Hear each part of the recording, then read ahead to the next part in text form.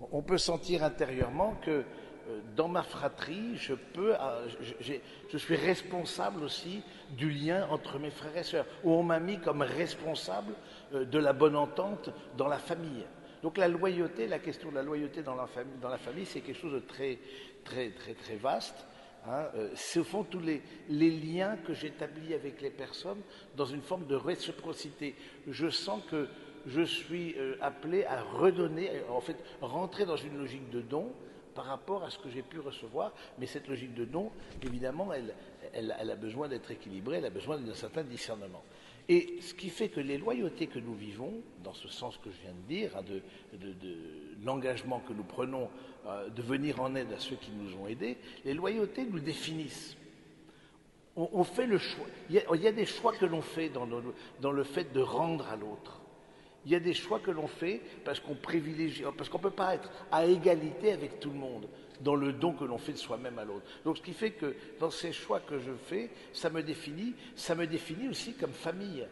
Il y a des personnes desquelles je vais peut-être m'éloigner parce que je sens que le rapport ne me construit pas, ou on va voir des loyautés qui sont toxiques. Il y a des personnes desquelles je vais me rapprocher. Et donc, les loyautés nous définissent et définissent aussi les contours de ceux qui comptent pour nous et des personnes qui comptent pour nous. Ça définit qui l'on est aussi d'une certaine manière.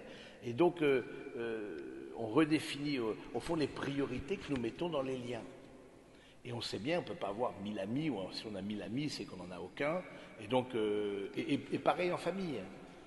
Pareil en famille. Est-ce que il y a parfois des relations qui sont plus complexes avec telle ou telle personne, membre de la famille, qui à un moment donné m'a fait du bien, mais qui en l'état est un peu compliqué. Donc du coup, est-ce que je lui dois quelque chose? Est-ce que je suis amené à lui rendre? Ou comment agir dans cette question-là? Donc ces liens s'appliquent à notre famille, à nos amis, à nos proches, à des personnes qui comptent pour nous et en qui nous avons confiance. Ça, c'est important. C'est des personnes en qui nous avons confiance. Du coup, on sent qu'on a, comme d'entrée de jeu, l'enfant a confiance en ses parents, d'entrée de jeu. Même les enfants, malheureusement battus, etc., qui subissent de mauvais traitements, vous leur dites, qu'est-ce que tu dis de maman? Maman, elle est gentille. Donc, parce qu'il ne peut pas, il y a pas de, c'est moi qui suis méchant. C'est parce que je n'ai pas été sage à l'école. C'est pour ça que maman, elle est comme ça. Mais maman, elle est gentille. Vous voyez, donc, du coup, cet enfant-là, tout jeune, il ne voit que dans ses parents quelque chose de bienveillant. Et donc, il se met dans une situation et dans une confiance qui est assez normale. Maintenant, cette confiance-là, on voit bien que dans notre vie, il y a des personnes à qui on a fait confiance et qui nous ont déçus. Des personnes qui nous ont blessés. Et du coup, comment agir? Est-ce que le piège, c'est de plus faire confiance, c'est tous les mêmes, etc. Donc du coup, c'est un peu là-dessus qu'on va réfléchir dans cette soirée sur la question de la loyauté et de la confiance. Quelles sont les formes de loyauté? Donc premier point, c'était la définition. Deuxième point, c'est quelles sont les formes de loyauté? Il peut y avoir une forme de loyauté à la parole que j'ai reçue. Non pas à la parole que j'ai donnée, mais à la parole que j'ai reçue. Hein, on a reçu quelque chose et on va répondre. Par exemple, je pense à cette personne qui me disait, ma vieille mère me dit, je compte sur toi après ma mort pour que ça aille bien dans la famille. Vous voyez, donc il y a une parole qui a été reçue. En quoi je dois honorer cette parole ou pas? En quoi cette parole m'engage ou pas? En quoi je dois redonner à cette maman une fois en quoi je dois, quel est mon positionnement, comment je vais agir par rapport à ça? Il y a une loyauté patrimoniale par rapport au patrimoine. Ceux qui ont des maisons de famille, ceux qui ont des entreprises familiales, ceux qui ont des exploitations agricoles, par exemple, dans les cas de préparation au mariage, je suis très attentif à ça. Est-ce que je reprends l'exploitation agricole pour faire plaisir à mon père qui n'a eu de cesse de s'escrimer qu'il pleuve, qu'il vente ou qu'il neige, pour pouvoir nous donner ça à nous? Voilà. Où est-ce que je me sens libre par rapport à dire mais non, je ne crois pas que ce soit mon chemin.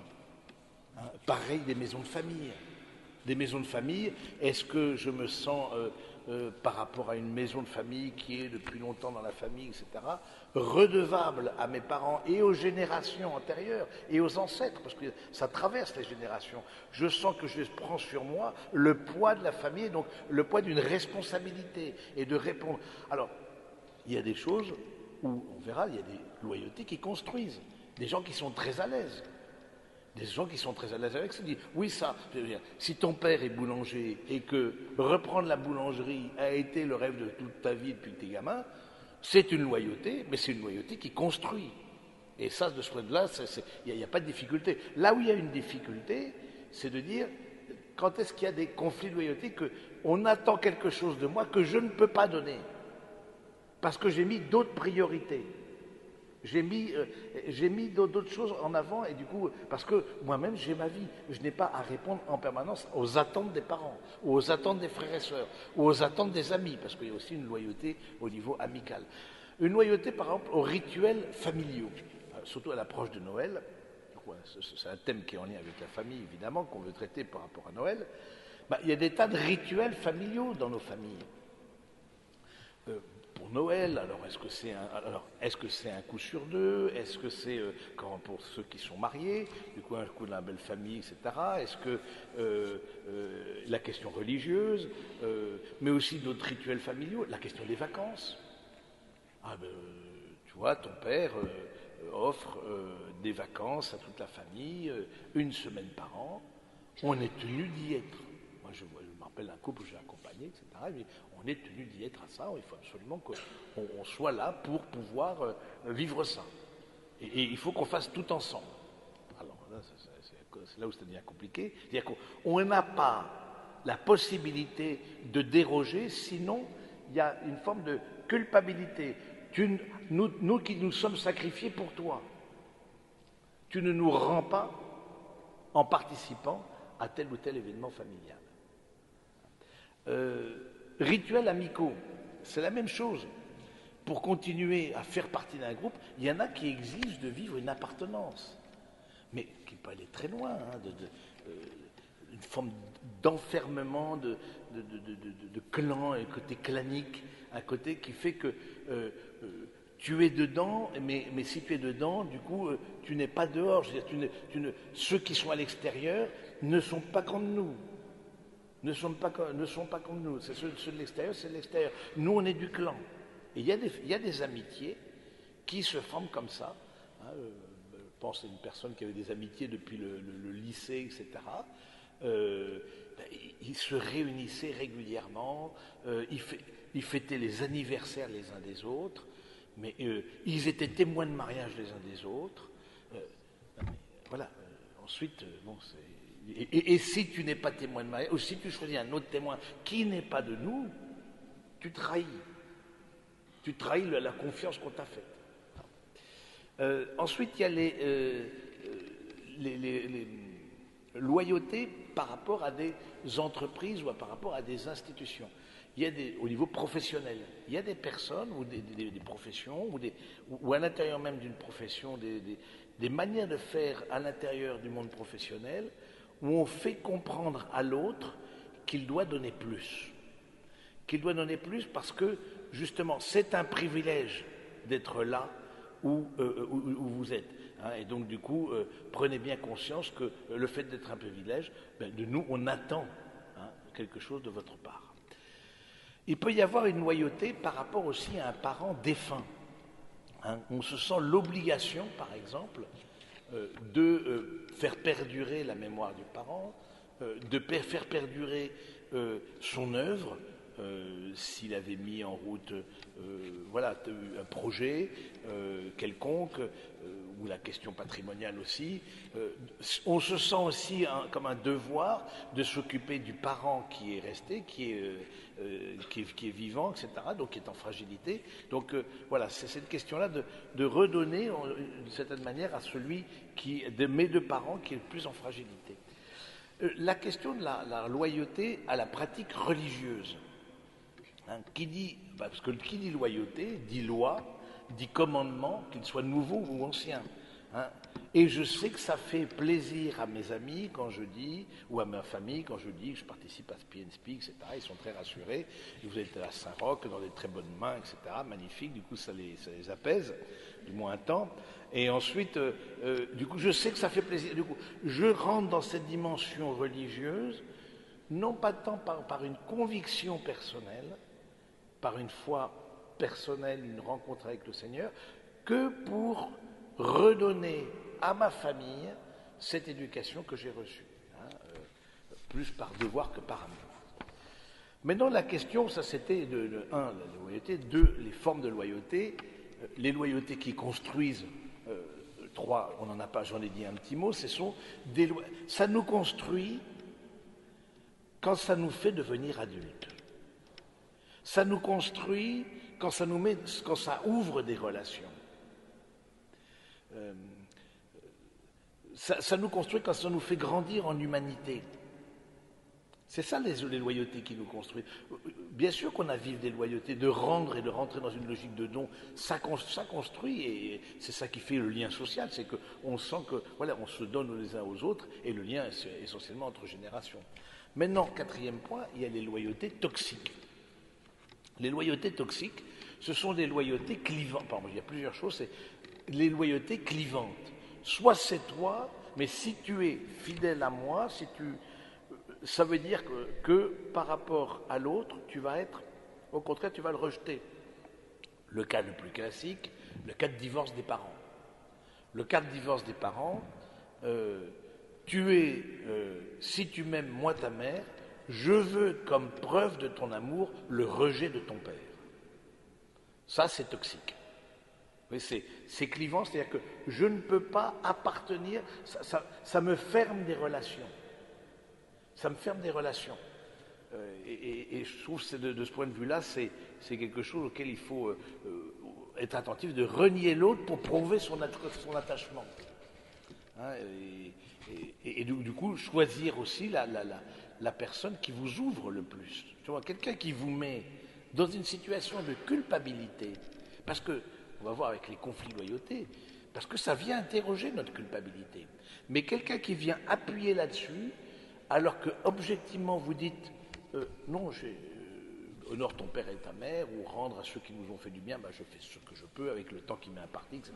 Bon, honnêtement, face au Seigneur, vous dites non, mais du coup, si vous sentez que l'autre rentre dans une... Allumez les warnings tout de suite. Allumage de warning tout de suite. C'est-à-dire que la personne qui est là vous instrumentalise, joue avec une corde sensible qui est très profonde, qui est tellement profonde qu'elle est là depuis le commencement de la vie chez l'enfant qui, comme je vous l'ai dit, veut faire plaisir à ses parents, et en jouant là-dessus, veut quelque part faire aboutir son propre projet, plus que d'être préoccupé sur ce qu'est votre bonheur et votre appel personnel. Et ça, je pense, c'est quelque chose de... Dès que vous voyez une loyauté toxique, dès que vous voyez qu'il y a une forme de culpabilité qui est en jeu. Et donc, parmi les loyautés toxiques, les loyautés clivantes. Une question qui n'est pas en lien directement avec la famille, mais moi j'y ai pensé, les questions liées à l'immigration, sujet paisible s'il en est, les questions liées à l'immigration. Je n'ai jamais entendu quelqu'un les aborder sous cet aspect-là de la loyauté. Est-ce que je peux être à la fois portugais et est-ce que je peux être français? Alors, mais en étant né en France, est-ce que je peux me réjouir que le Portugal gagne telle coupe qui oppose la France et donc soutenir? Voilà.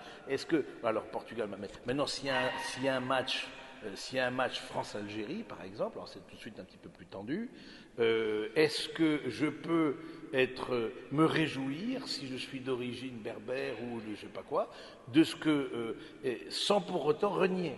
Vous voyez? Donc c'est intéressant la question des loyautés et des loyautés excluantes et des loyautés clivantes, ça va au-delà de la famille, ça va au plan social et au plan aussi international, c'est tu es des nôtres, donc tu n'es pas des leurs. C'est ça, c'est vraiment la définition. Une autre loyauté toxique, c'est tout ce qu'on appelle le double lien. Ça veut dire quoi le double lien? Ou qu'on appelle aussi l'injonction paradoxale. Le double lien, c'est des personnes qu'on ne peut jamais satisfaire. Tu cherches à leur faire plaisir, mais c'est jamais assez. Exemple, ta maman t'offre 2 cravates, une verte, une jaune. Tu mets la jaune, t'aimes pas la verte. Tu mets la verte, t'aimes pas la jaune. Ou quelqu'un qui, par exemple, dit sois plus naturel, etc. Alors tu essayes d'être naturel. Ah non, non, non, pas comme ça. Tu me dis sois naturel, pas comme ça. Oui, ça fait rentrer, c'est ce qu'on appelle le double lien, c'est-à-dire que vous pouvez jamais c'est vraiment toxique, parce que ça crée une dépendance et surtout ça crée un sentiment de je ne suis pas à la hauteur de désespérance de l'autre. Ce qu'on appelle la question de une autre loyauté toxique, ce qu'on appelle la parentification.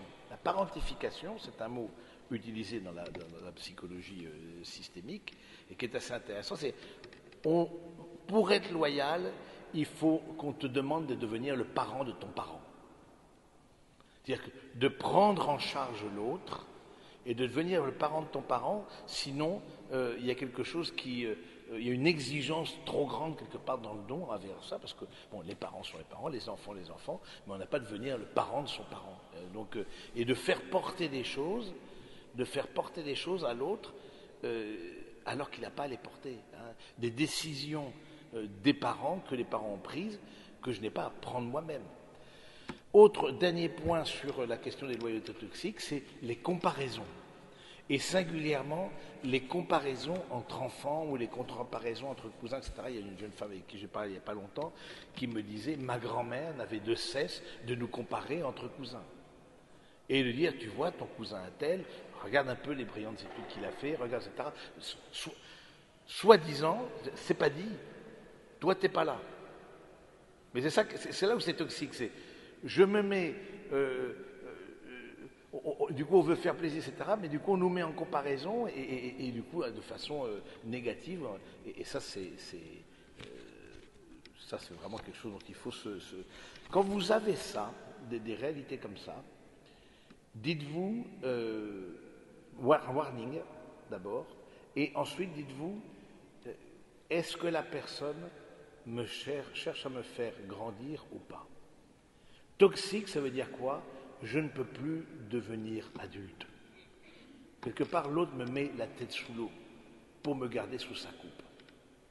Et cette dimension-là, il faut s'en méfier comme de la peste parce que c'est beaucoup plus fréquent qu'on peut le voir. Cinquième, ça va jusque-là? C'est bon? C'est des choses que vous connaissez par cœur, etc. C'est des choses assez simples. Cinquième point, les conflits de loyauté. Comme je vous ai dit, à un moment donné, il y a des choses où il faut choisir. Il faut choisir parce que la loyauté consiste à donner de façon préférentielle à quelqu'un par rapport à quelqu'un d'autre. Donc, par exemple, typiquement, lors de la formation d'un couple, ces questions de conflit de loyauté sont interrogées, c'est évident, parce que chacun arrive avec son système de loyauté, chacun arrive avec les personnes en qui il a confiance et à qui il veut donner, etc. Mais aussi chacun doit se donner l'un à l'autre. Donc, de dire comment je fais pour que ça matche entre les deux. Et donc la question du conflit de loyauté, c'est donner, parce qu'on donne de façon préférentielle dans la loyauté. Du coup, il y a des personnes à qui je ne vais pas pouvoir donner, et souvent on est pris entre deux groupes qui attendent de nous un retour, par exemple, entre deux personnes, entre deux amitiés, etc. Vivre une loyauté, ça veut dire choisir. Et choisir, vous le savez, c'est renoncer. Et donc il y a des conflits de loyauté. Alors, toutes les tragédies classiques, vous avez appris ça dans votre jeunesse et moi aussi, toutes les tragédies classiques, par exemple, Antigone de Sophocle, que vous avez à la mémoire absolument, qui veut donner une sépulture à son frère et défie son oncle, Créon, parce que c'était contre la cité. Donc du coup, dans toutes les tragédies grecques, par exemple, c'est beaucoup fondé sur sur les conflits de loyauté. Shakespeare dans Le Roi Lear, par exemple, le Roi Lear qui veut partager son royaume, mais je vais donner mon royaume à la personne, il a 3 filles, et à celle qui me montre qu'elle a le plus d'amour pour moi. Et sa préférée, qui est Cordelia, qui elle est promise au roi de France, et qui dit non, mon père, je vous aime, mais mon cœur ira au roi de France. Et donc, du coup, ce conflit de loyauté entre son père, du coup, qui la déshérite, et qui donne, alors que c'était la préférée de son père. Dans les films indiens, par exemple, la question des loyautés est énorme, parce que plus il y a une dimension communautaire, et plus il y a une dimension d'appartenir à, plus la question de la loyauté se pose. D'autant plus, par exemple, en Inde, où, encore maintenant, des personnes... c'est les parents qui choisissent, et qui choisissent le futur conjoint. Et donc, du coup, les films indiens sont, voilà, elle en aime un autre, mais les parents ont choisi, etc. Les films japonais, par exemple, parce que cette idée de corps, cette idée de faire part avec l'autre, cette idée de communauté est très forte dans ces cultures. Dans nos cultures à nous, européennes et occidentales, vous voyez beaucoup moins de films, par exemple, j'en ai pas qui me viennent à la mémoire, mais il peut y en avoir, mais qui soient sur... parce qu'on est beaucoup plus dans un individualisme. Chacun fait ce qu'il veut. Et donc, il y a moins de films qui traitent sur cette question de la loyauté comme le sujet du film. Et donc, voilà, c'est parce que c'est plus une dimension individuelle, personnelle. La conflit de loyauté, quand on est célibataire, ça, c'est une question. Quelque part, quand on est célibataire, ou couple sans enfant, voire couple stérile, on vit de façon beaucoup plus douloureuse la loyauté. Pourquoi? Parce que quelle est la manière de redonner à ceux qui nous ont donné la vie, de redonner l'amour, si ce n'est de continuer la logique des générations? Et donc, le fait de donner la vie fait que l'on va rendre aussi à ceux qui nous ont donné la vie. Mais quand on est dans une situation, par exemple, de célibat, plus ou moins choisie, on fixe, par exemple, la date des vacances. Tu as une sœur qui est mariée avec enfant. Tu peux être tranquille que ce n'est pas toi qui vas fixer l'agenda. Ça, c'est absolument clair. Ou tu as un couple sans enfant. Du coup, c'est pas toi non plus par rapport au couple de ton frère ou de ta sœur qui a des enfants, c'est eux qui vont être prioritaires dans la fixation de l'agenda familial pour les vacances. Vous voyez, et donc il y a quelque chose de... Et c'est vrai que ça repose, je trouve que ces conflits de loyauté, ça repose beaucoup sur les filles, singulièrement. Ça, en tout cas, je l'ai beaucoup vu là. Des filles qui se sentent responsables, du lien dans leur famille, etc. Et le fait du célibat... qui parfois se prolonge, ou le fait de ne pas avoir enfant, etc. Et quel est le danger? Le danger, c'est de se suradapter au désir des parents, pour faire plaisir, pour se dire je suis aimable. Je me suradapte. Donc, ce conflit de loyauté est assez fréquent. Ces conflits de loyauté, ils viennent interroger, je vous l'ai dit, notre culpabilité. Comment je gère ma culpabilité, en sortant... et sortir de cette culpabilité qui n'est pas bien placée, qui n'est pas en place. Et donc, ça demande tout un travail sur soi-même. Savoir dire non, parce que... et dire non, c'est dire je. Mais ce n'est pas parce que je dis je que je suis égoïste. Vous voyez, c'est toute cette... je peux dire non à une proposition, à une demande qui est formulée par ma famille, comme la personne qui a entendu sa vieille maman lui dire après ma mort, ce sera à toi à qui je confie la famille, etc. Il peut très bien dire non. Mais ça, vous voyez, ça demande intérieurement d'avoir, au niveau de sa culpabilité, fait tout un travail et de dire, si je dis non, c'est pas parce que je suis un méchant, parce que je n'aime pas ma maman. Alors que j'ai 60 ans et que maman, elle a 90. Donc du coup, c'est pas ça. Mais il y a des personnes qui se sentent liées par une parole dite. Ils se sentent liés, et de façon tout à fait pas du tout en place. Pas du tout en place. Donc du coup, voilà, cette question de la loyauté vient interroger notre culpabilité. Hein, et donc du coup, cette question de la transmission, c'est intéressant de voir que le mot tradition, qui vient du latin tradere, a aussi fait le mot trahison. Et donc, quelque part, pour transmettre, il faut trahir. C'est-à-dire, pour transmettre, c'est ce qu'on avait vu l'année dernière, non, au début d'année 2018, à quitte ton père et ta mère. Il y a quelque chose à quitter de ce que j'ai reçu, du connu, pour passer vers l'inconnu. Il y a quelque chose à quitter. Et j'honore en quittant. Mais ce fait de quitter peut paraître comme une trahison. Mais au fond, c'est une transmission. Oui, si je dis non, par exemple, à un héritage patrimonial, parce que je suis tout simplement pas concerné, ce sera vu comme une trahison. Alors que vous voulez rentrer dans une transmission parce que vous pensez à vous-même ou à vos enfants ou à votre famille ou je ne sais. Vous voyez, donc c'est intéressant, je trouve ça assez fécond pour l'intelligence et pour le cœur de dire qu'il y a des choses il y a des choix à faire. Encore une fois, on ne peut jamais avoir de loyauté égale entre les personnes. Ça n'existe pas. Il y a un choix à faire, et donc il y a des choix, il y a des choix qui décevront vos parents. Donc, évidemment, dans le choix du conjoint, grosse pression par rapport à la loyauté. Grosse pression sur la loyauté parce que on se dit, voilà, on a une attente sur le conjoint, les parents ont une attente, et vous savez plus ou moins confusément l'attente qu'ils ont sur votre conjoint, et voilà, et vous présentez quelqu'un qui est aux antipodes, par exemple, au niveau social, ou au niveau religieux. Vous êtes une famille très religieuse, et la personne n'est pas pratiquante, ne va pas baptiser. Alors, comment je gère du coup, je sais que je vais décevoir mes parents. Mais l'attachement que je porte à cet homme, à cette femme, qui n'est pas mon clone, n'a pas de le devenir, voilà, est plus grand que ça. Du coup, ça fait partie des étapes de devenir adulte, de poser des choix qui, en conscience, je ne fais pas ça contre mes parents. C'est pas pour, d'une certaine manière, faire payer à mes parents quelque chose. Non, c'est que j'ai un profond amour pour cette personne-là, et cet amour profond que j'ai pour cette personne-là, qui se trouve être aux antipodes de mon modèle familial, je sais que ça va décevoir.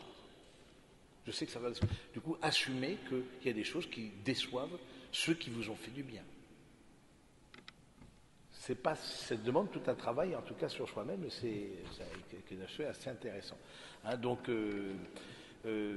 et alors, quand vous faites des choix comme ça, un conseil, ça peut être le choix d'un conjoint, ça peut être le choix d'un métier. Pourquoi vous avez fait des grandes études, etc., et vos parents projettent sur vous des carrières, etc., et finalement disent non, moi c'est la plomberie qui m'intéresse. Bon, très bien, c'est la plomberie, ben, pourquoi on t'a payé une école à 10 000 euros l'année pendant 5 ans? Voilà, donc on peut se poser la question, en effet, mais voilà, j'aurais pu peut-être le dire plus tôt.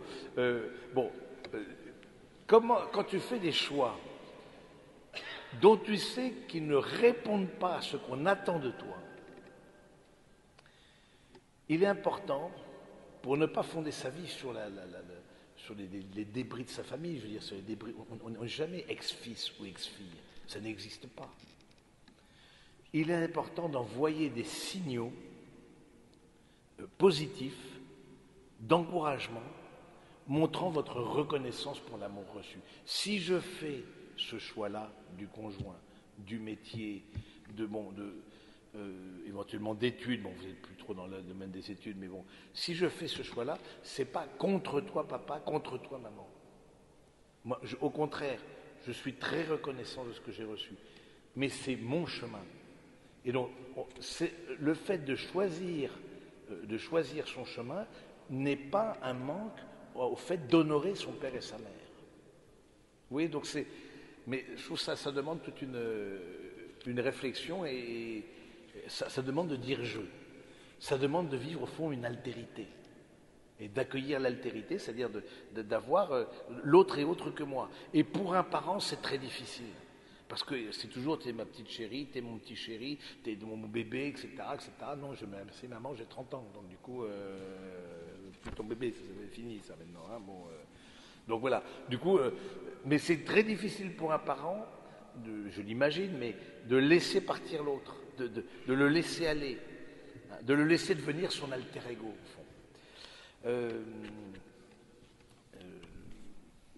Voilà, les conflits de loyauté n'ont pas donc que des choses négatives, ça nous permet de dire je, parce qu'on a dit non, etc., de voir quelles sont nos priorités. Et voilà. Il peut y avoir, sixième point, des manques de loyauté. Des manques de loyauté, c'est-à-dire on peut être injuste. Il y a quelque chose, et donc quelque chose qui était dû à l'autre, de par son attention qu'il nous a portée, les parents, les amis, les frères et sœurs, etc., que sais-je. Et d'une certaine manière, par égoïsme, parce que l'égoïsme aussi existe, par manque de temps ou parce que je n'ai pas donné le temps nécessaire, eh bien du coup, je peux être injuste dans la loyauté que j'ai envers les autres. Hein, et ne pas donner, par exemple, privilégier, ça c'est souvent le cas, les amis aux parents, à la famille. Et donc, vraiment, un coup de téléphone tous les 3 mois, c'est vraiment pas beaucoup. Hein, à tel point que ses parents te demandent si tu es encore vivant. Bon, il n'y a pas d'excès dans la loyauté à ce niveau-là, hein, ni dans la dépendance. Mais du coup, il peut y avoir des manques de loyauté parce que c'est des manques d'amour. Mais du coup, les interroger. Pourquoi est-ce que je vis ce manque? Pourquoi je n'appelle pas mes parents plus souvent? Pourquoi je ne les visite pas plus? Ou les grands-parents, ou etc. Ou tel ami. Qu'est-ce qui fait qu'au fond, j'ai mis cette distance? D'interroger cette distance et de voir bon, à quel point ça. Est-ce que ça peut être parce que il y a quelque chose, d'une certaine manière, où je sens que j'ai pu être mis sous une sorte de loyauté toxique, ou alors tout simplement il y a une forme d'égoïsme en moi et je sens qu'il y a de l'égoïsme et qu'il y a un manque d'amour. Il y a un manque d'amour. Septième point et dernier point, la loyauté avec Dieu. La loyauté avec Dieu, du coup, quand on voit cette perspective-là, mais en rapport avec le Seigneur, on se dit, d'un amour qui est total et plénier comme l'amour de Dieu pour nous, comment répondre? Parce que ça se pose cette question-là. Comment faire pour faire face à un amour infini, sachant que nous-mêmes nous sommes finis? Hein, comment rendre à Dieu lui-même qui nous a créés, qui a fait toutes choses, qui nous a aimés, il s'est donné le premier? Eh bien nous, comme disciples de Jésus, nous croyons que le Christ lui-même vient rendre toute chose, tout amour au Père par son offrande et par le don de lui-même. Et donc, quelle est notre manière de vivre notre loyauté par rapport au Seigneur? Parce qu'on peut tracer tout ce que je vous ai dit là, bon, sauf la loyauté toxique, parce que là, je trouve que ça ne s'applique pas tellement. Il peut y avoir une loyauté toxique par rapport à certaines personnes dans l'Église, etc. Mais par rapport à Dieu lui-même. Mais on peut très bien se dire que je peux très bien manquer à la loyauté envers Dieu, tout simplement en ne prenant pas soin de temps de la prière, tout simplement en ne remerciant pas. Et notre manière de rendre au Seigneur ce qu'il nous a donné, c'est de nous greffer sur le Christ. On se greffe sur le Seigneur. Et comment est-ce qu'on se greffe sur le Seigneur? On se greffe sur le Seigneur par les sacrements, par la prière, par la parole. Voilà, on se greffe comme ça. C'est notre manière aussi. Nous, on est pécheurs par définition, on est fini et on est face à un amour infini. On ne pourra jamais rendre à égalité, c'est absolument impossible.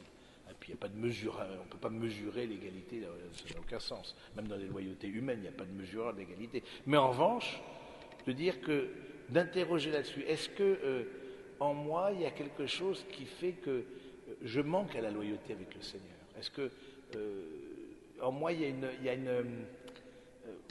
une sorte de paresse spirituelle ou d'indifférence ou de pas se laisser, de manque d'ouverture de cœur, de ne pas prendre conscience à quel point le don du Christ sur la croix essentiellement est un don plénier et donc un don sur lequel je vais me greffer par le baptême et par tous les sacrements pour pouvoir redonner à Dieu ce qui lui est dû, hein, c'est-à-dire une honneur. Et je trouve que cette loyauté avec le Seigneur, c'est vraiment la grande altérité. Je trouve que c'est parce que je vis le lien avec Dieu qui est le tout autre. Du coup, et que cette relation-là avec Dieu, elle me met dans une autre dimension, elle me met dans une... du coup, ça vient permettre aussi toutes les autres formes d'altérité. Ça me permet aussi de ne pas tomber dans une forme de domination, de manipulation de l'autre, de toxicité, voilà. Parce que je suis dans l'altérité avec l'autre est autre que moi et il n'a pas à devenir moi. Et où est-ce que ça se vit le plus, ça? C'est dans la relation avec Dieu. Dans la relation avec Dieu, il est autre que moi et je n'ai pas à devenir lui. Contrairement à la tentation du démon, vous serez comme des dieux. Vous voyez, c'est intéressant de faire le lien, j'y pense à l'instant. Vous serez comme des dieux. Mais non, ça c'est de l'ordre de la tentation. Le Seigneur, c'est celui qui nous respecte dans notre altérité. Hein. Nous serons, après notre mort, comme personne humaine. On n'est pas, contrairement à certaines, surtout philosophies asiatiques, etc., on ne se fond pas dans le grand tout. Hein. On reste soi-même. Hein. Donc je trouve ça intéressant de faire cet exercice par rapport au Seigneur, puis de nous interroger là-dessus. Alors j'aimerais justement, pour terminer, vous donner, on va prendre 2-3 minutes de silence, et je vais vous poser quelques questions, et chacun y répond intérieurement. Quelles sont les loyautés qui m'ont construit jusqu'à présent? Vous pouvez vous en donner 3. Est-ce que j'ai vécu ou est-ce que je vis des loyautés toxiques où je ne me sens pas libre? Où est-ce que j'en suis, 3e question, de ma loyauté avec le Seigneur, de cette réponse d'amour à l'amour qu'il m'a donné? Donc je vous propose qu'on prenne 2-3 minutes de silence pour donc ces 3 questions. Quelles sont les loyautés qui m'ont construit et qui me construisent, où j'ai plaisir à redonner et je sens vraiment que je suis respecté dans mon don et que ça me fait devenir adulte et de dire je. Essayer d'en trouver 2 ou 3, autour de amical, dans le milieu professionnel, dans les différentes formes de loyauté que je vous ai données au début. Quelles sont les loyautés toxiques, au contraire, desquelles je suis, ou que j'ai subies, mais desquelles je devrais m'éloigner? Et par rapport à Dieu, où est-ce que j'en suis? Voilà, donc on se prend 2-3 secondes ensemble et en silence pour pouvoir y réfléchir.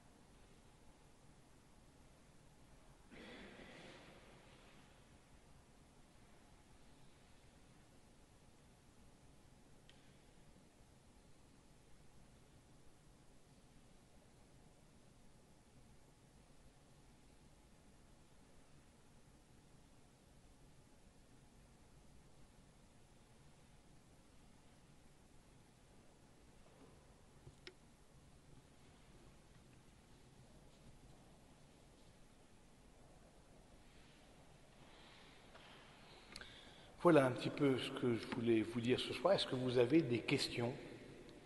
Parce que ça appelle un certain nombre de choses. Un micro. Bon.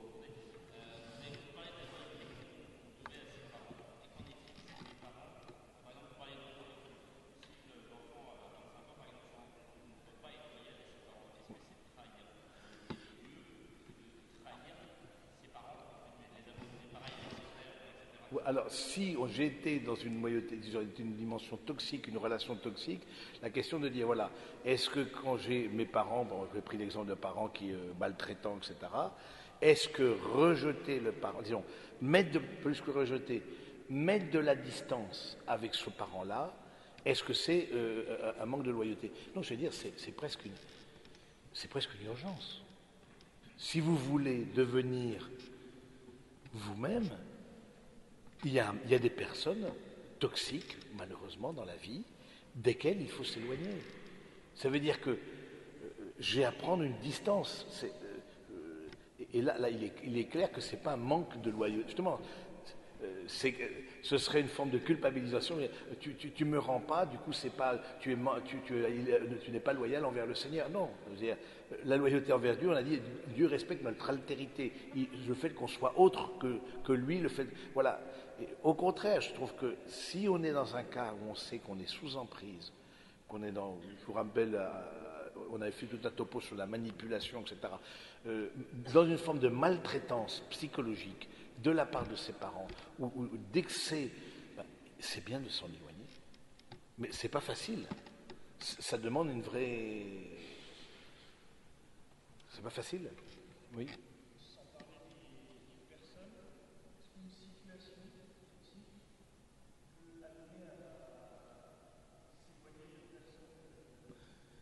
Ah oui, est-ce qu'une situation toxique... Oui. Non, non, j'allais dire, à ces personnes-là, quelque part, c'est une manière de les aimer que de mettre de la distance. Même s'ils sont responsables, même si honore ton père et ta mère, va avec quitte ton père et ta mère. Ça va les deux ensemble. Quitter non, quitter c'est honorer. Donc, a fortiori, dans une relation, une situation toxique, de mettre de la distance et de dire, je ne suis plus, tu vois, on a vu la toxicité de la parentification. On te nomme, on te fait responsable de ton parent. Mais non. Ça, c'est pas de la loyauté, c'est de la manipulation. Du coup, ça, c'est hors de question.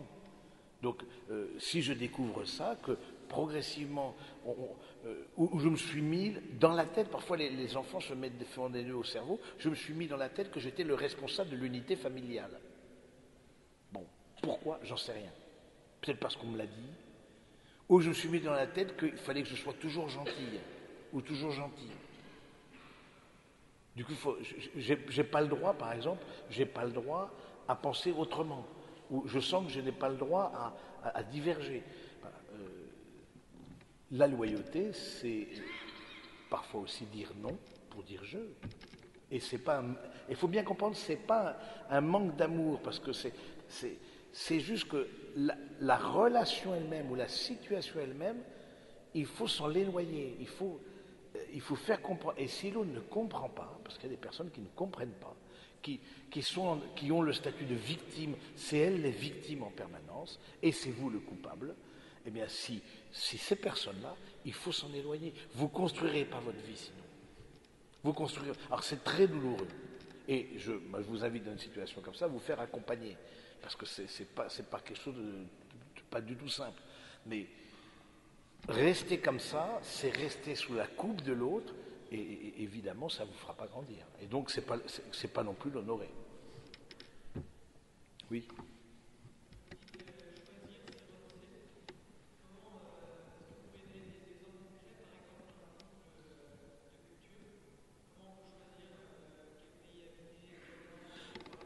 Alors, choisir, c'est renoncer, donc dans le cadre d'un couple qui est de cultures différentes, etc., ce sera ensuite au couple à dire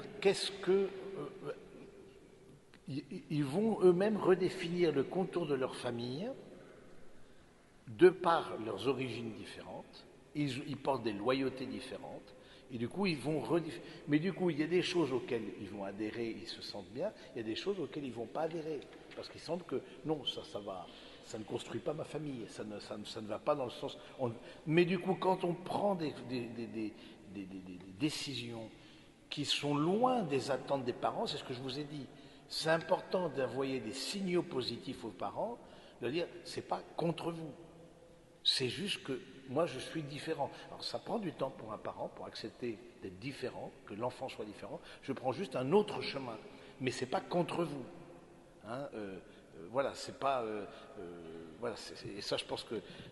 Et du coup, ce sera. Là, pour le coup, il n'y a pas vraiment de réponse universelle, parce que c'est au couple à dire la langue qu'on parlera, la question, oui, des traditions familiales, voire la question des traditions religieuses, etc.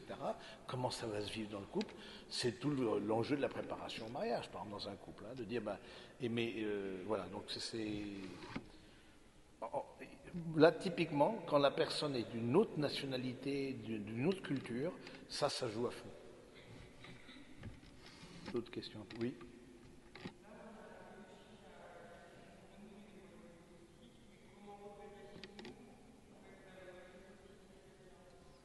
Ah, comment on peut être la loyauté toxique de quelqu'un? Ah, si ça se trouve, on l'est, on ne le sait pas. Oui, d'accord, c'est possible, oui. Alors, c'est vrai, oui, c'est vrai, je n'ai pas pensé à ça. Est-ce qu'on peut être nous-mêmes dans une loyauté toxique par rapport à d'autres personnes? Oui, potentiellement oui.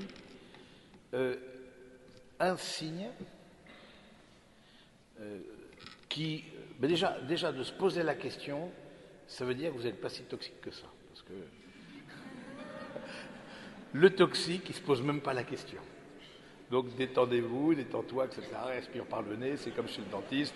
Relâche le plexus, là, donc tout va bien.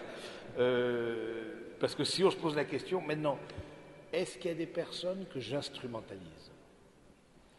Est-ce qu'il y a des personnes, au fond, ça m'arrange bien si, hein, par exemple, je ne sais pas, j'ai mon permis mais pas de voiture, et toi, tu as une voiture mais pas ton permis. Donc du coup, est-ce que par exemple, cette amitié qu'on a n'est pas mue par le fait de l'utilité, plus que vraiment par un attachement sincère? Voilà, c'est. Et est-ce que moi-même, je me positionne comme victime?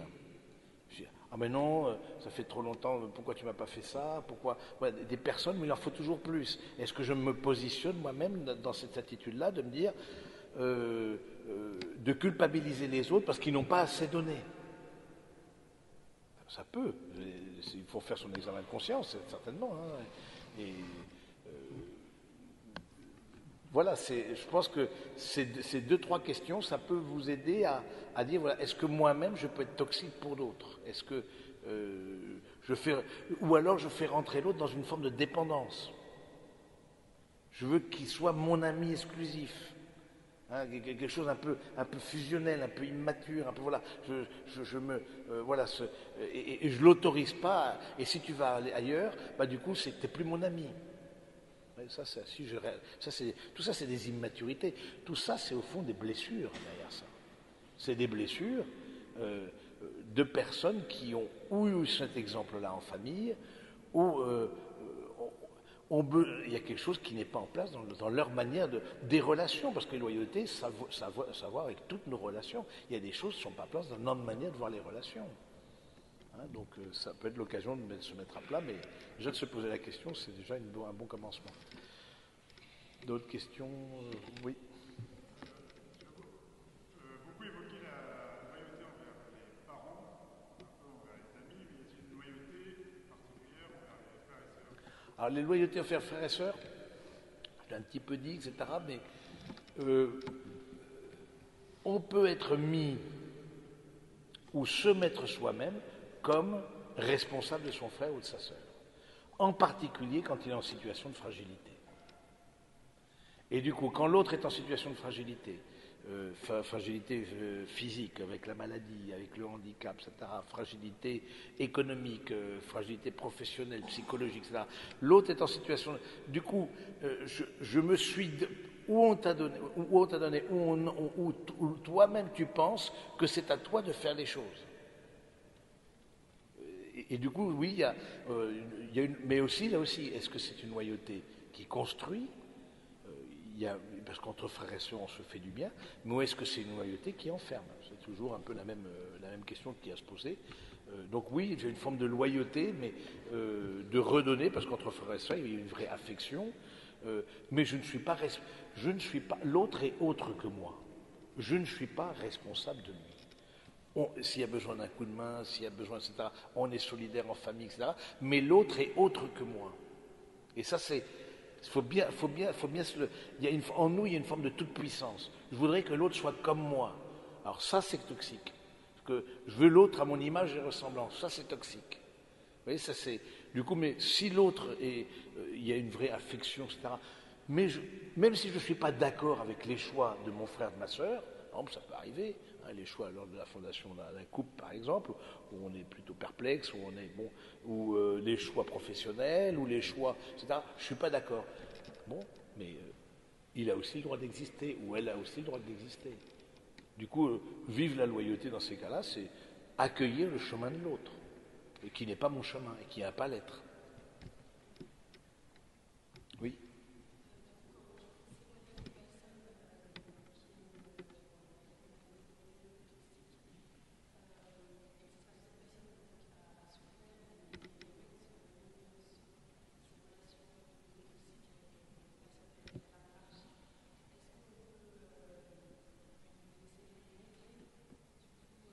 Alors, est-ce qu'on peut, à une personne qui rentre, bah ça je vous invite à, on ne va pas faire le topo sur les manipulateurs parce que ça a été je sais pas si cette année ou l'année dernière que je l'ai donné. Il y a des personnes qui ne peuvent pas se rendre compte. C'est impossible.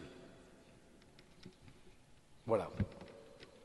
Quelqu'un qui est vraiment, ce qu'on appelle, c'est très à la mode, pervers narcissique, c'est-à-dire qui se sent sur lui-même et jouit du fait de voir l'autre souffrir, c'est ça le pervers. Il y a une jouissance dans le voir l'autre. Il y a une telle faille dans la construction de la personne qu'elle ne peut pas changer. Et donc c'est s'épuiser à vouloir changer l'autre. Alors là, de façon générale, c'est s'épuiser. Et puis c'est peut-être rentrer dans une forme de toute puissance. Au nom de quoi je vais changer l'autre.